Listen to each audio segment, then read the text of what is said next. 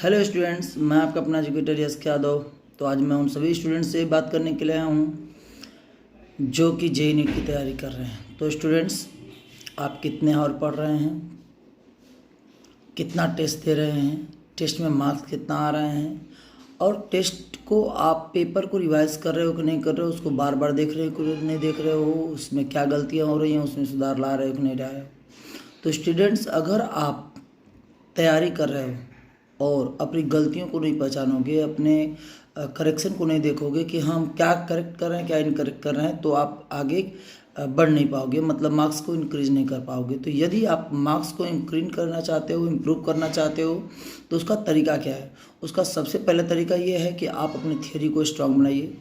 इसके बाद उस चैप्टर्स का क्वेश्चंस खूब बढ़िया से लगाइए। क्वेश्चंस लगाने के बाद आपको तीसरा काम उसका टेस्ट जो देना है, वो टेस्ट का पैटर्न आपको ध्यान देना है कि आपके क्वेश्चंस जो आए, टेस्ट के पेपर जो हों वो लेवल के हों, उस पैटर्न के हों जो एग्ज़ाम आप दे रहे हो नीट जेईई का।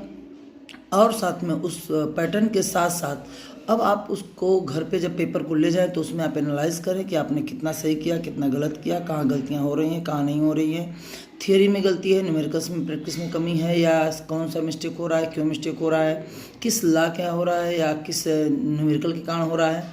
अगर आप ये नहीं चेक कर सके तो समझ लो कुछ भी नहीं कर सके। तो स्टूडेंट्स, अगर आप सिलेक्ट होना चाहते हो तो आप अपनी गलतियों को पहचानो और उससे सीखो, और आगे कमेंट करिए, लाइक करिए, शेयर करिए। Thank you so much.